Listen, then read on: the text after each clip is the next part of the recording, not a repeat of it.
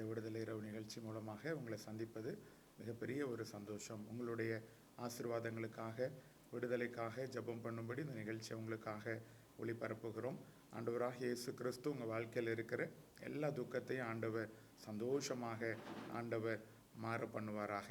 இன்றைக்கும் நாம் ஆண்டவருடைய வார்த்தைகளை தியானித்து உங்கள் ஆசீர்வாதங்களுக்காக, உங்கள் விடுதலைக்காக ஜெபம் பண்ண போகிறோம். அதற்கு முன்பதாக ஆண்டவர் நம்மோடு கூட பேசும்படியாக, அவருடைய பிரசன்னம் நம் நடுவில் கடந்து வரும்படியாக ஜெபம் செய்துவிட்டு ஆண்டவருடைய வார்த்தைக்குள்ளாக நாம் கடந்து போகலாம்.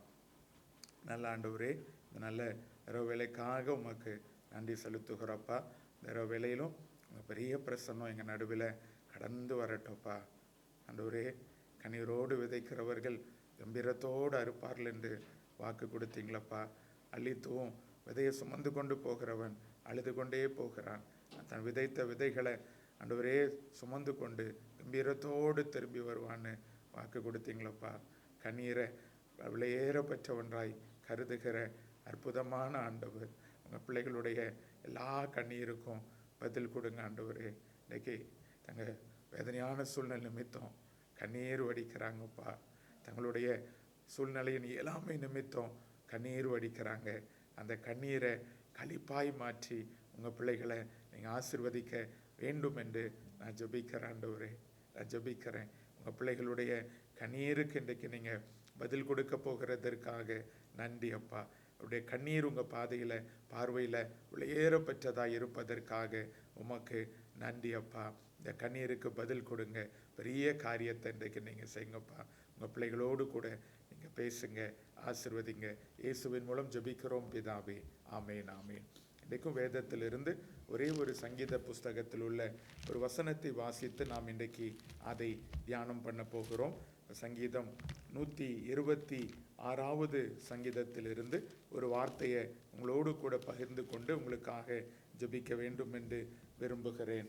பாருங்க, வேதத்தில் வாசிக்கிறோம் 126வது சங்கீதம் 5, 6 இந்த 2 வசனங்களை உங்களுக்காக வாசித்து உங்கள் வாழ்க்கையில் நம்பிக்கை இழந்து இருக்கிற உங்களுக்கு இன்றைக்கு பரிசுத்த ஆவியானவர் உங்களுக்கு நம்பிக்கை உள்ளத்தில் ஊட்ட விரும்புகிறார்.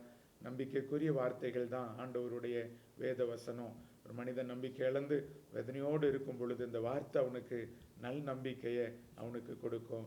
பாருங்க, வேதத்தில் வாசிக்கிறோம் சங்கீதம் 126, 5, 6 இந்த 2 வசனத்தை வாசிக்கிறேன், கேளுங்கள். கண்ணீரோடு விதைக்கிறவர்கள் கம்பீரத்தோடு அறுப்பார்கள். அள்ளித்தூவும் விதையை சுமக்கிறவன் அழுது கொண்டு போகிறான், ஆனாலும் தான் அறுத்த அரிகளை சுமந்து கொண்டு கம்பீரத்தோடு திரும்பி வருவான். அற்புதமான ஒரு வார்த்தை வேதத்தில் சொல்லப்பட்டு இருக்கிறது. அருமையான ஒரு வார்த்தை சொல்லப்பட்டிருக்கிறது. பாருங்க, வேதத்தில் அந்த 126வது சங்கீதம் நம்ம 4வது வசனத்தை வாசிக்கும் பொழுது, கர்த்தாவே, தெற்கத்தி வெள்ளங்களை திருப்போது போல எங்கள் சிறையிருப்பை திருப்பும். ரொம்ப அருமையான ஒரு ஜெபம். பாருங்க, கண்ணீரோடு விதைக்கிற ஒரு விதைப்பை குறித்தும் அதற்கு ஆண்டவர் கொடுக்கிற ஒரு கம்பீரமான அறுவடை பதிலை குறித்தும் இந்த வேதம் சொல்லுகிறது. இன்றைக்கு ஏதோ ஒரு சூழ்நிலை நிமித்தம் அழுது கொண்டு வேதனையோடு இந்த நிகழ்ச்சியை நீ பார்த்து கொண்டு இருக்கலாம்.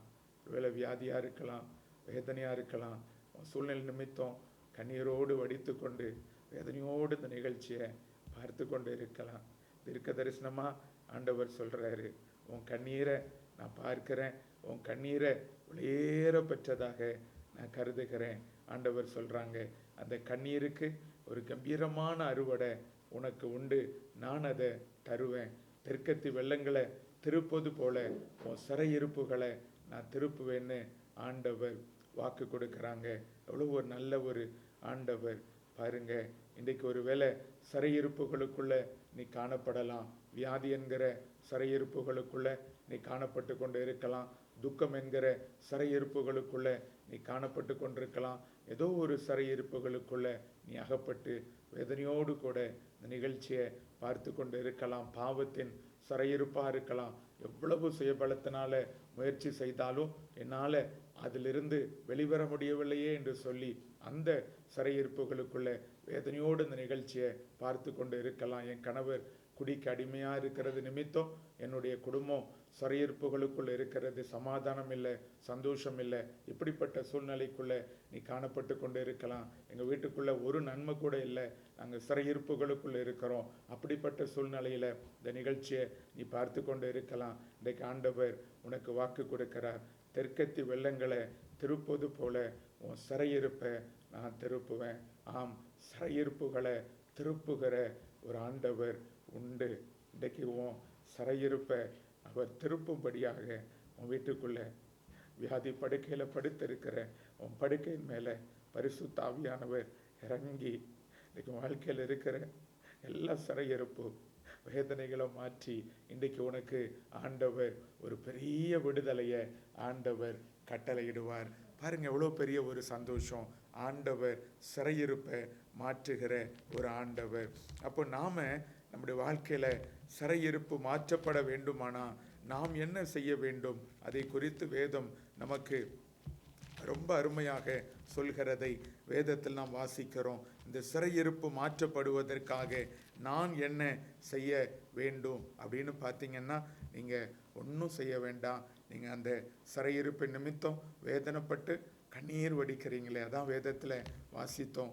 கண்ணீரோடு விதைக்கிறவன் கம்பீரத்தோடு அறுப்பான். அப்படின்னா சிறையிருப்பு மாறணும்னா பாருங்க, நம்ம உங்கள் வாழ்க்கையில் இயலாமைனால வேதனையினால கண்ணீர் வடிக்கிறீங்களே, அந்த கண்ணீரை ஆண்டவர் ஜபமாக எடுத்து உங்களுக்கு விடுதலையை தர ஆண்டவர் விரும்புகிறார். நீங்கள் ஒன்றும் செய்ய வேண்டாம். நீங்கள் வேதனையில் வடிக்கிற அந்த கண்ணீர் போதும். நீங்கள் நினைக்கிறீங்க, என் கண்ணீர் இயலாமையினால வேதனையினால துக்கத்தினால நான் வடிக்கிற கண்ணீர் யாருக்குமே தெரியாது என்று நீங்கள் நினைக்கிறீங்க.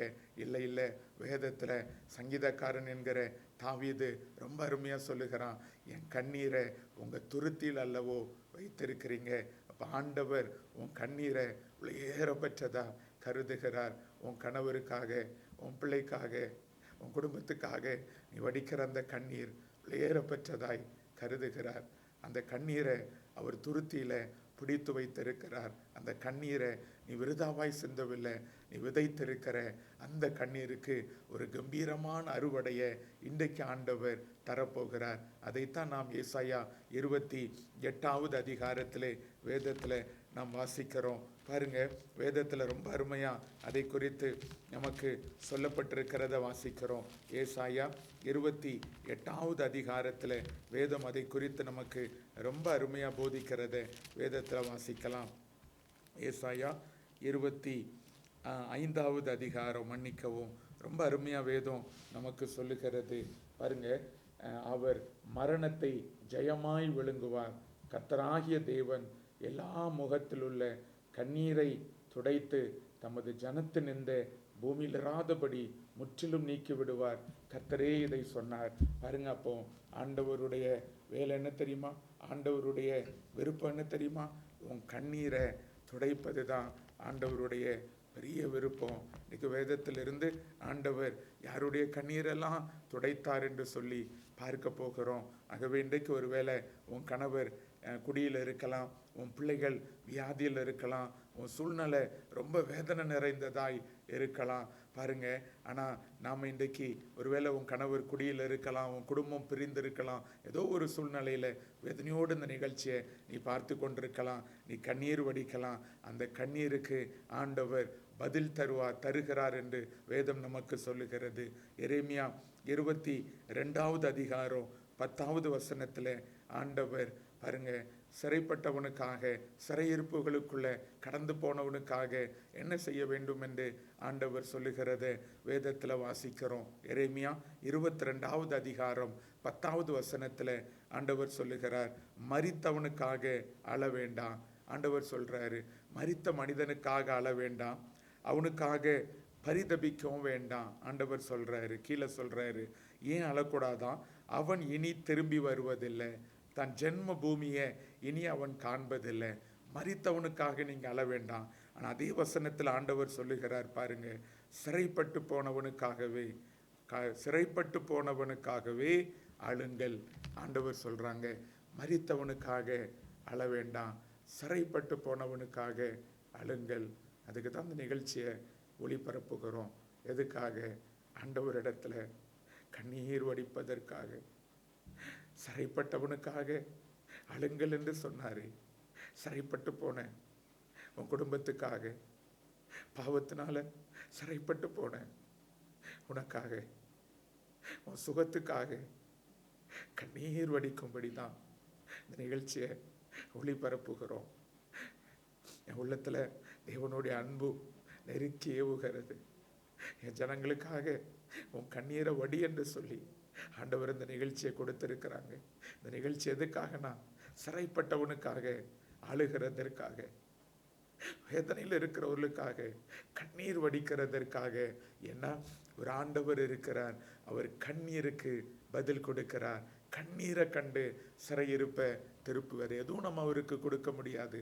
நம்ம கொடுக்கக்கூடிய ஒன்று இயலாமையினால, என்னால் முடியாது ஆண்டவரே, என்னால் என் சூழ்நிலையை மாற்ற முடியாது.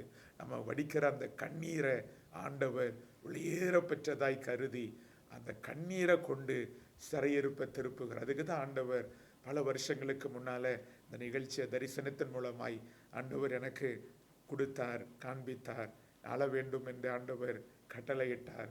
அதற்கு தான் லைவில் உட்கார்ந்து கண்ணீர் வடிக்கிறோம். காரணம், அந்த கண்ணீரை வெளியேற பெற்றதாய் கருதி அந்த கண்ணீருக்கு பதில் கொடுக்கிற ஒரு அற்புதமான ஆண்டவர் உண்டு. வேதத்திலிருந்து 3 இடங்களை உங்களுக்கு காண்பிக்க விரும்புகிறேன். ஆண்டவர் எப்படி கண்ணீரை வெளியேற பெற்றதாய் கண்டு அந்த கண்ணீருக்கு ஆண்டவர் பதில் கொடுத்தார். உங்களுக்கு ரொம்ப ஆச்சரியமாக இருக்கும். வேதத்தில் அதை குறித்து பாருங்க. வேதம் நமக்கு ரொம்ப அருமையா வேதத்தில் சொல்லப்பட்டிருக்கிறது.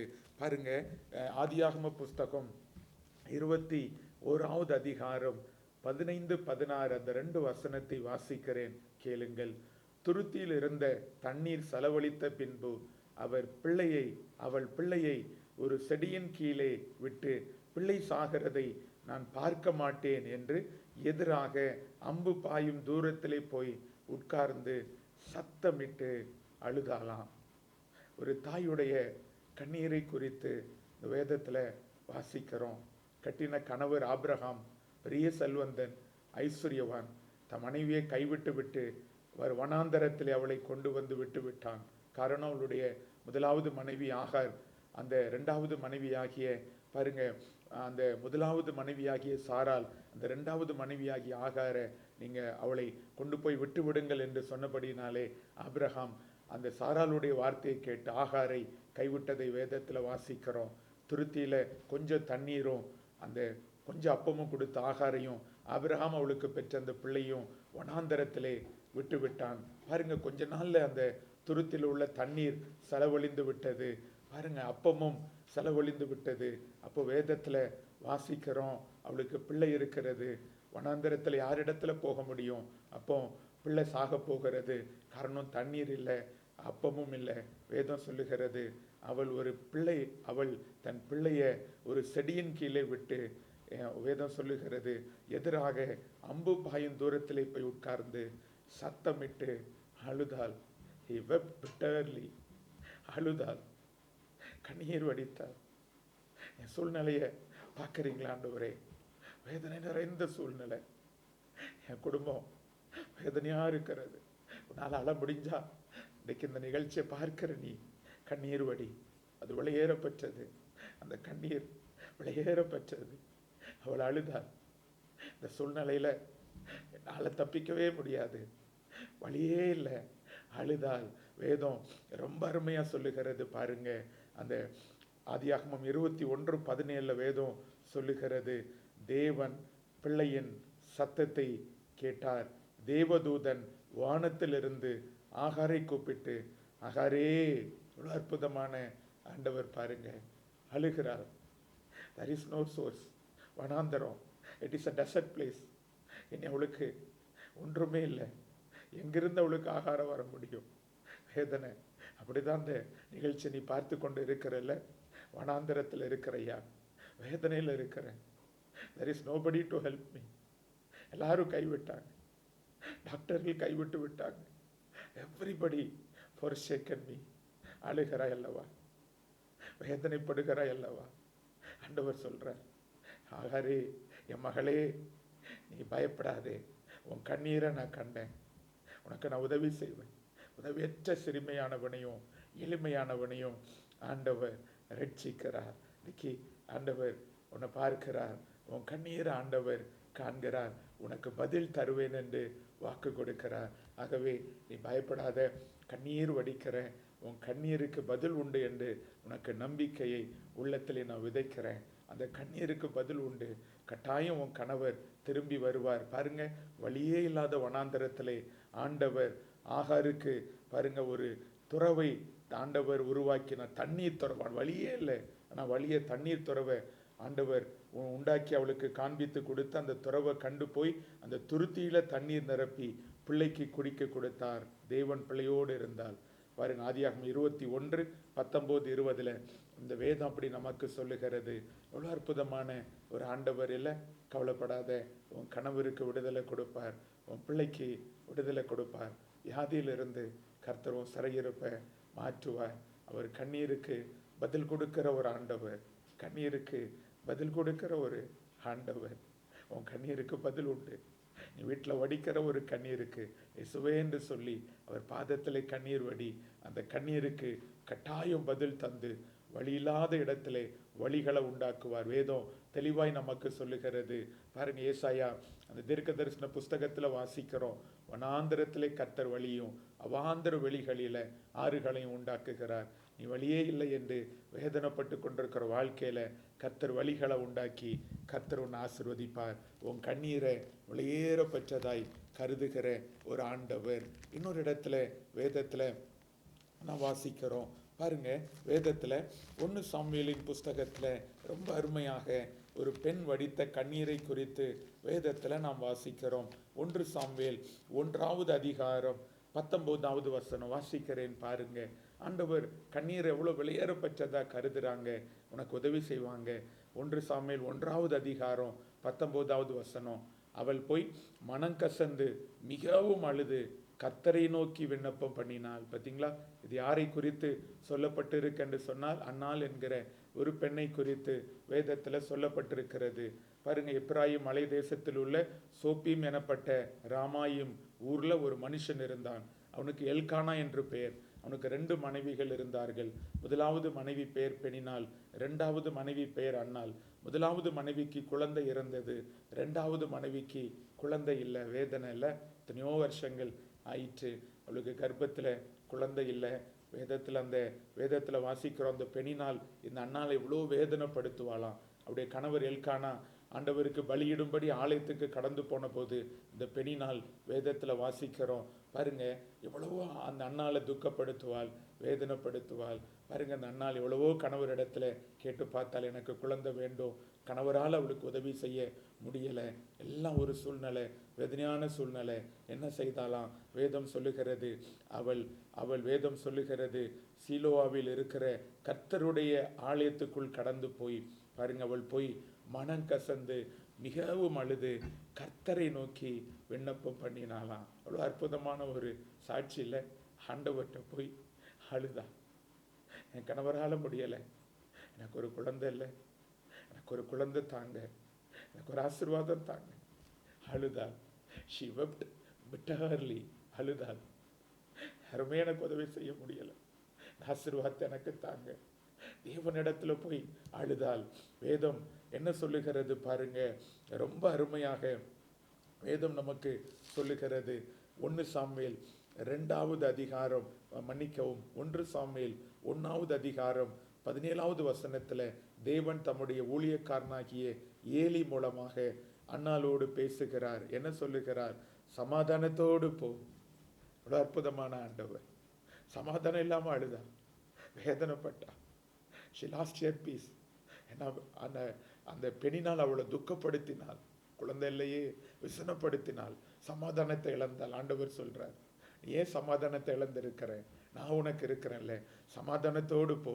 அந்த ஏலி சொல்லுகிறான், நீ இஸ்ரவேலின் தேவனிடத்திலே கேட்ட உன் விண்ணப்பத்தின்படி அவர் உனக்கு கட்டளையிடுவாராக. இவ்வளோ அருமையான ஒரு வார்த்தை. இந்த ஏலி சொல்லுகிறான், நீ கண்ணீர் வடித்தியே, அந்த கண்ணீரை தேவ சமூகத்தில் வடித்த அந்த கண்ணீரை பார்த்திருக்கிறார். உன் கணவர் ஒருவேளை கண்ணீரை பார்த்து உன்னை நேசிச்சிருக்கலாம், ஆனால் அவர் கணவரால் உனக்கு உதவி செய்ய முடியாது. ஆனால் உன் கண்ணீரை விளையேற பெற்றதாய் பார்க்கிற ஒரு ஆண்டவர் உண்டு. இன்னைக்கு நீ அழுது கொண்டிருக்கிற, எனக்கு நன்மை இல்லை, ஆசீர்வாதம் இல்லை, ஒன்றுமே இல்லை, கடன் பிரச்சனை, வியாதி, ஏதோ ஒரு சூழ்நிமித்தம் அழுது கொண்டு இருக்கிற, ஆண்டவர் சொல்ற சமாதானத்தோடு போ. ஆண்டவர் சொன்ன இஸ்ரவேல் தேவனிடத்துல வடித்தவும் கண்ணீருக்கு பதில் தருவார். கண்ணீருக்கு அவர் பதில் கொடுக்கிற ஆண்டவர். ஏசாயா தீர்க்க தரிசன புஸ்தகத்துல வாசிக்கிறோம், இசைக்கியா ராஜா வியாதிப்பட்டு மரணத்திற்கு ஏதுவாக இருந்த பொழுது ஏசாயா மூலமாய் ஆண்டவர் சொல்லுகிறார், வீட்டை ஒழுங்குபடுத்தவும் பிழைக்க மாட்டான்னு தீர்க்க தரிசனமான வார்த்தை சொல்லுகிறார். வேதத்துல வாசிக்கிறோம், இந்த இசைக்கியா ராஜா சுவர் புறமாய் திரும்பி அழுதானா. இவப்பிட்டர்லி, எனக்கு இரக்கம் பாராட்டுங்க ஆண்டவரே. சுவர்புறமாய் திரும்பி ஆண்டவரிடத்திலே அழுதான் என்று சொல்லி வேதத்துல நாம் வாசிக்கிறோம். பாருங்க, ரொம்ப அற்புதமாய் வேதத்துல நாம் வாசிக்கிறோம். பாருங்க, ஆண்டவர் அந்த கண்ணீரை ஆண்டவர் கண்டு வேதத்துல வாசிக்கிறோம், ஆண்டவர் அவனுக்கு 15 ஆண்டுகளை கர்த்தர் அவனுக்கு கூட்டி கொடுத்தார் என்று வேதம் சொல்லுகிறது. கண்ணீரை காண்கிற ஆண்டவர். இன்னொரு இடத்தை மாத்திரம் உங்களுக்கு வேதத்துல காண்பித்து நம் ஆண்டவர் சமூகத்துல கண்ணீர் வடிக்க போகிறோம். அதுதான் என்னுடைய அழைப்பு. ஆண்டவர் அதற்கு தான் அந்த நிகழ்ச்சியை ஒளிபரப்ப செய்திருக்கிறார். ஜனங்களுக்காக கண்ணீர் வடிக்க வேண்டும். அந்த கண்ணீரை துருத்தியில கர்த்தர் எடுத்து கொண்டு போய் உங்களுக்கு விடுதலை கொடுப்பார், சுகத்தை கொடுப்பார், ஆசீர்வாதத்தை ஆண்டவர் கொடுப்பார். வேதத்துல இன்னொரு இடத்துல அந்த கண்ணீரை குறித்து சொல்லப்பட்டிருக்கிறது. ஓசியா 12வது அதிகாரம் 4வது வசனத்திலே வேதம் சொல்லுகிறது. ஓசியா 12வது அதிகாரம் 4வது வசனத்திலே வேதம் சொல்லுகிறது, அவன் தூதனானவரோடு போராடி மேற்கொண்டான், அழுது அவரை நோக்கி கெஞ்சினான். பெத்தேலில் அவர் அவனை கண்டு சந்தித்து அவ்விடத்தில் நம்மோடு பேசினார். இங்கே ஒரு மனிதனை குறித்து சொல்லப்பட்டிருக்கிறது. யார் அந்த மனிதன்? யாக்கோபு என்கிற மனிதன். வேதத்திலே அதை குறித்து அந்த சம்பவத்தை குறித்து வீட்டில் நீங்க பைபிள் வைத்திருந்தா ஆதியாகமம் 32வது வசனம், அந்த ஆதியாகமம் 32 வீட்டில் எடுத்து வாசிங்க. அற்புதமான ஒரு சம்பவம் பாருங்க. இந்த யாக்கோபை குறித்து வேதத்தில் வாசிக்கிறோம். யாக்கோபு பல ஆண்டுகளாய் தன்னுடைய மாமனாகிய லாபான் வீட்டிலே தங்கி இருக்கிறான். அப்போ ஆண்டவர் அவனை சந்தித்து திரும்ப உன்னுடைய தகப்பன் வீட்டுக்கு நீ போ என்று ஆண்டவர் கட்டளை இடுகிறார். ஆகவே ஆண்டவருடைய அந்த கட்டளைக்கு கீழ்ப்படிந்து யாக்கோபு தன்னுடைய மனைவிகள், பிள்ளைகள், தான் மாமா வீட்டில் சம்பாதித்த எத்தனையோ வருஷம் மாமா வீட்டில் சம்பாதித்த கடினமாய் சம்பாதித்த அத்தனை அந்த ஒட்டகங்கள், வேதத்தில் ஆட்டுக்கடாக்கள், அந்த காளைகள், இளங்காளை இவைகள் எல்லாம் எடுத்துக்கொண்டு ஒட்டகம் எல்லாம் கொண்டு வந்து அவன் தன் தகப்பன் வீட்டுக்கு புறப்பட்டு போகிறான். அப்போ அவன் தகப்பன் வீட்டுக்கு புறப்பட்டு போகும் பொழுது அவனுக்கு ஒரு பயம் இருந்தது உள்ளத்திலே. காரணம், பல ஆண்டுகளுக்கு முன்பதாக அவனுடைய சகோதரனாகிய ஏசா என்கிற அவன் சகோதரனை ஏமாற்றி அவனுக்கு வரவேண்டிய ஆசீர்வாதத்தை வஞ்சித்து இந்த யாக்கோபை எடுத்துக்கொண்ட. ஆகவே தான் ஏசா என்னுடைய தம்பி யாக்கோபை நான் கொலை செய்வேன் என்று எத்தனித்த பொழுது அவனுடைய தாயார் பயந்து அவனை அவனுடைய மாமா வீட்டுக்கு அனுப்பி வைத்தார்கள். வேதத்தில் வாசிக்கிறோம். இப்போ திரும்பி அவன் வருகிறான். அப்போ அவனுக்கு பயம், பழைய பகையை வைத்து ஒருவேளை ஏசா என்னை கொன்று போடுவானோ என்று சொல்லி சாமர்த்தியமான வெகுமதிகளை கொடுத்து அவனுடைய சகோதரனை சாந்திப்படுத்தலாம் என்று பார்க்கிறான். பாருங்க, முன்னாலே வேலைக்காரனை அனுப்புகிறான், என் சகோதரனை விசாரித்து கொண்டு வா, இதோ உன் தம்பி வருகிறான், அவனுக்கு கூட வெகுமதிகளை கொண்டு வருகிறான்னு அனுப்பி சொல்லுகிறான். அப்போ அவனுக்கு முன்னால போன வேலைக்காரர்கள் திரும்ப யாக்கோபுக்கு செய்தி கொண்டு வருகிறார்கள், உன்னுடைய சகோதரன் ஏசா 400 பேரோடு வருகிறான்னு சொன்ன உடனே அவனுக்கு நம்பிக்கை இழந்து போயிற்று. காரணம், 400 பேரோடு யுத்தத்துக்கு வருகிறான், என் மனைவி பிள்ளைகள் எனக்குரிய எல்லாவற்றையும் கொன்று போட்டு என்னை வெறுங்கையாய் விட்டு விடுவான், என்னையும் கொலை செய்து விடுவான். பயம். வேதம் சொல்லுகிறது, அவன் யாப்போக்கு நதியில எல்லாவற்றையும் அப்புறப்படுத்தினானா. அவன் மனைவி, வேலைக்காரர்கள், அவனுக்கு பிறந்த பிள்ளைகள், ஒட்டகம், கழுதை எல்லாவற்றையும் அப்புறப்படுத்தி விட்டு வேதம் சொல்லும் ஆதியாகமம் 32:24 யாக்கோபு பிந்தி தனித்திருந்தான். ஆண்டவர் இடத்துல அழுதான், ஆண்டவரே இந்த சூழ்நிலையில எனக்கு உதவி செய், என் பலனால என் சகோதரனை நான் ஜெயிக்க முடியாது, 400 பேரோடு வர்றான். எனக்கு உதவி செய்யுங்க ஆண்டவரே. அழுது ஆண்டவரை தேடுறான். ஆண்டவர் உதவியை தேடுறான். சுயபலத்தினால நம்மளால ஜெயிக்க முடியாத போது நாம ஆண்டவரை தேடி வருகிறோம்ல. உன் சுயபலத்தினால எல்லாத்தையும் முயற்சி செய்து பார்த்துட்ட, டாக்டர் கைவிட்டுட்டாங்க, கணவர் கைவிட்டுட்டான், நீ கடன் தருவாங்க நம்பின மனிதர்கள் கைவிட்டாங்க, வேதனையோடு இருக்கிற, பயப்படாத. ஒரு தேவன் இருக்கிறார், உன்னை நேசிக்கிறார். அவர்கிட்ட வந்து கண்ணீர் வடி, எனக்கு உதவி செய்யுங்க ஆண்டவரே, என்னை காப்பாற்றுங்க ஆண்டவரேன்னு கண்ணீர் வடி. யாக்கோபு அப்படித்தான் அழுது ஆண்டவருடைய முகத்தை நோக்கி கெஞ்சினான். அழுதான். இந்த சூழ்நிலையில் எனக்கு உதவி செய்யுங்க ஆண்டவரே அழுதான். வேதம் சொல்லுகிறது, ஆண்டவர் அவனை சந்தித்து யாக்கோபாய் இருந்த அவனை இஸ்ரவேலாய் மாற்றி 400 பேரோடு வந்த அந்த ஏசாவினுடைய இருதயத்தை கர்த்தர் திருப்பி அவன் வந்த உடனே பாருங்க, அந்த பகைமையை மறந்து தன்னுடைய சகோதரனாகி ஏசாவை கெட்டிப்பிடித்து முத்தம் செய்கிறான். அந்த சூழ்நிலையை கர்த்தர் மாற்றி விட்டார். மரண வாசலை மாற்றி விட்டார். அந்த கொலைபாதகமான நினைவுகளை மாற்றி விட்டார். அந்த சூழ்நிலையை மாற்றிட்டார். பாருங்க, கர்த்தரால அப்படி முடியும். கண்ணீர் விளையேற பெற்றது இல்லை. இன்னைக்கு அழுது கொண்டிருக்கிற உன்னோடு ஆண்டவர் பேசி இருக்கிறார். நம்பிக்கை இழந்து இவர் கிரையிங் பிட்டர்லி, அழுது கொண்டு இருக்கிறாய். ஆண்டவர் சொல்றாரு, கண்ணீரோடு விதைக்கிற நீ கம்பீரத்தோடு அறுப்பாய். அதான் அந்த வசனம் ரொம்ப அருமையா சொல்லுகிறது. இது ரொம்ப ஆச்சரியமான ஒரு சங்கீதம். பாருங்க, அந்த 126வது சங்கீதம் ரொம்ப ஒரு ஆச்சரியமான ஒரு சங்கீதம். அந்த சங்கீதத்துல வேதம் சொல்லுகிறது, கண்ணீரோடு விதைக்கிறவர்கள் கம்பீரத்தோடு அறுப்பார்கள்.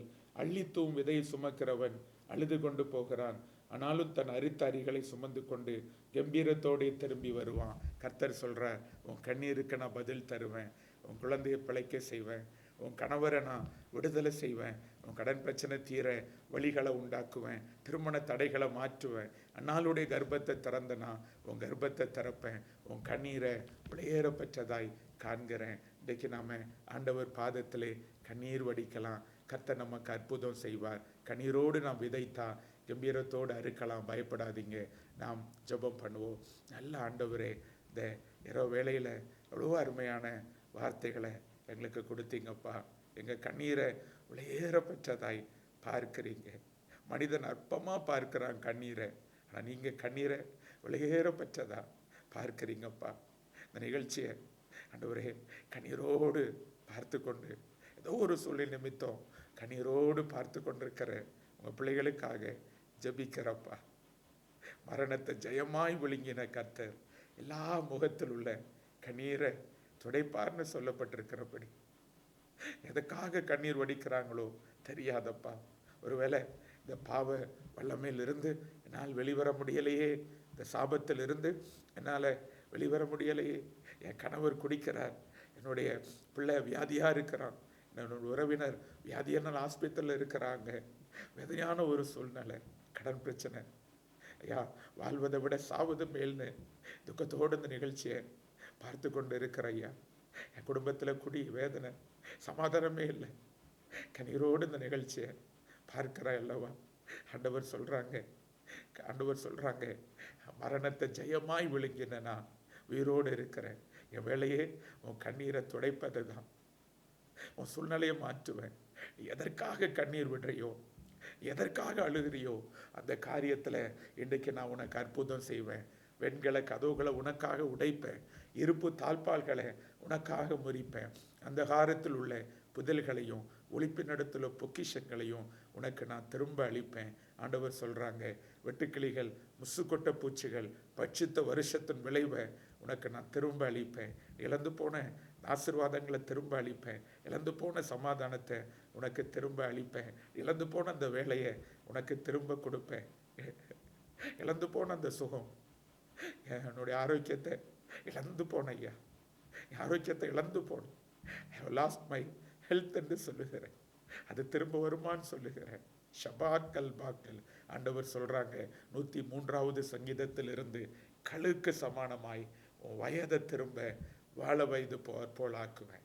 ஐ வில் ரினியூ யுவர் ஸ்ட்ரென்த். நீ இழந்த அந்த பலத்தை சுகத்தை உனக்கு திரும்ப கொடுப்பேன், உனக்கு திரும்ப கொடுப்பேன்.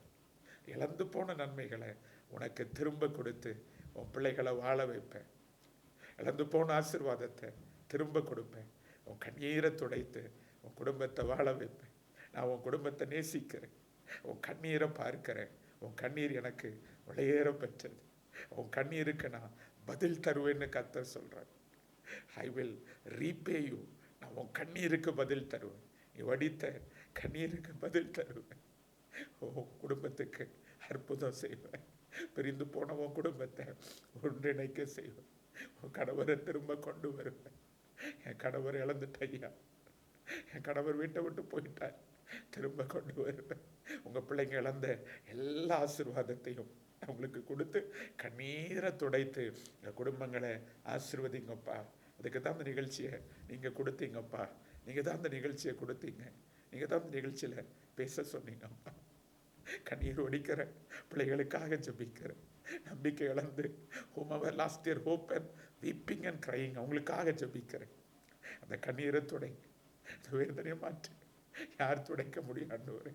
யார் துடைக்க முடியும்? உடைய பிள்ளைகளப்பா, கண்ணீர் வடித்தது போதும், அவங்க அழுதது போதும்.